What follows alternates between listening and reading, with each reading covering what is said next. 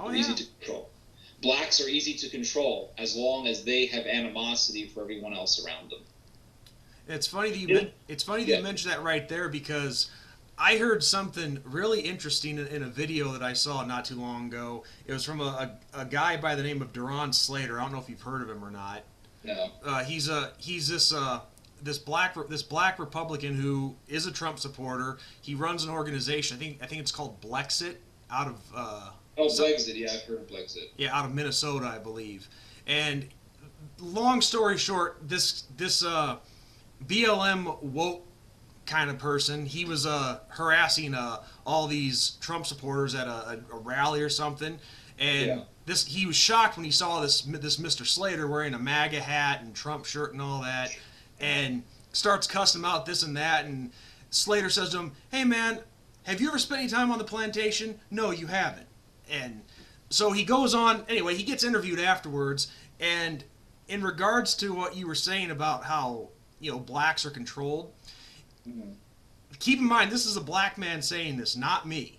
He referred to inner cities as modern day plantations because they get their provision, they get fed a false narrative about how everybody hates them, especially the white man, no education.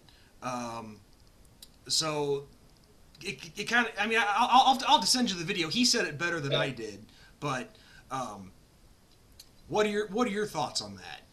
On that kind of I that agree with mindset? him. I agree with.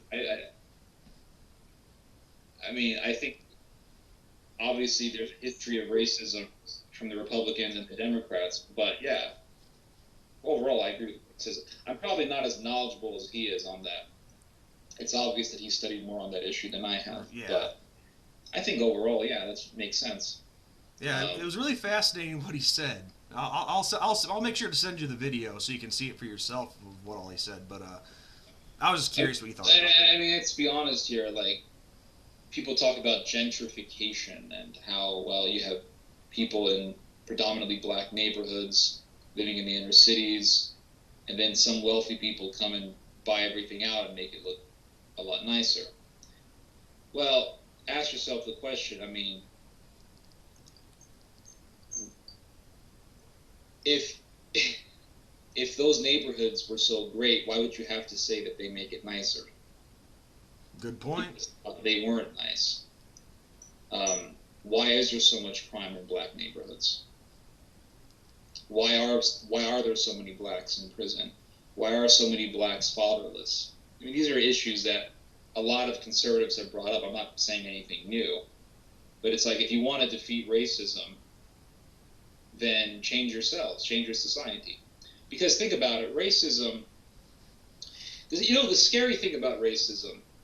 This is actually the scariest thing about racism. The scariest thing about racism is that overall it's based on facts. That's the scariest thing about racism. And that's one thing. I mean, I've been studying racism and the history of racism and scientific racism, Darwinism. I've been reading about this stuff since I was in high school. And it took me years to finally come to this conclusion that the scariest thing about racism is that it's based on facts. That's the scariest thing. For example, if you look at the Yellow Scare, people were saying, well, the Chinese are going to come and they're going to spread disease and they're going to do this and do that and they're going to spread opium or whatever. Now, how much of that was true, I'm not entirely sure. But do we really see racism against Asians in the United States? You'll hear some stories here and there, like some lady gets mad at some Korean guy for coughing because she thinks he has coronavirus. But overall, if a bunch of Asians move into your neighborhood, you're not really going to care. I mean, I lived in a neighborhood in the Bay Area where there's a lot of Asians. In fact, I think now the Bay Area has more Asians than anyone else. But when I was living there, I lived in a neighborhood that was Asian and white. There were lots of Asians and there were lots of whites. Nobody cared. Nobody said, oh, the Asians are coming. Watch out. Nobody cared.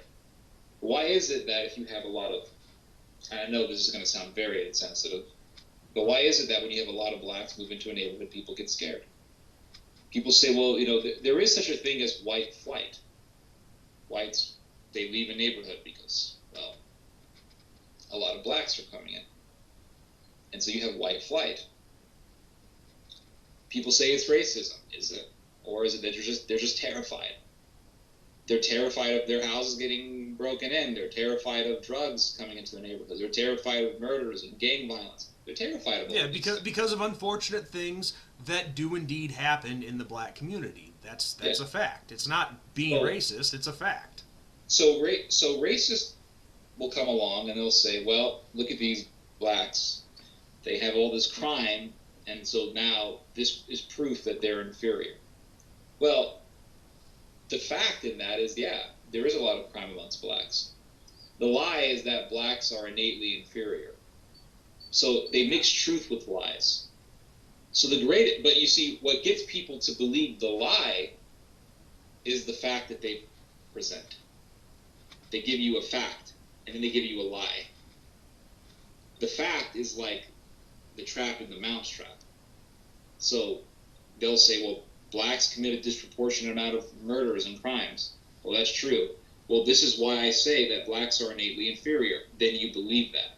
Because you're so scared or you're so upset about what's happening in your society that you believe that. And that is the most dangerous thing about racism. Mm-hmm. So if you actually really want to defeat racism, then clean your own society up. Then they have nothing to justify their racism. Who's going to believe them? Because if you want to, like, let's say you hate Koreans, right? You just hate Koreans. The damn Koreans, they're going to bring communism to America. But we have a lot of Koreans in the U.S., mainly in California, specifically in the northern part. Nobody cares if you have Koreans. Nobody cares. In fact, a lot of white guys, they want to marry Korean women. So nobody cares.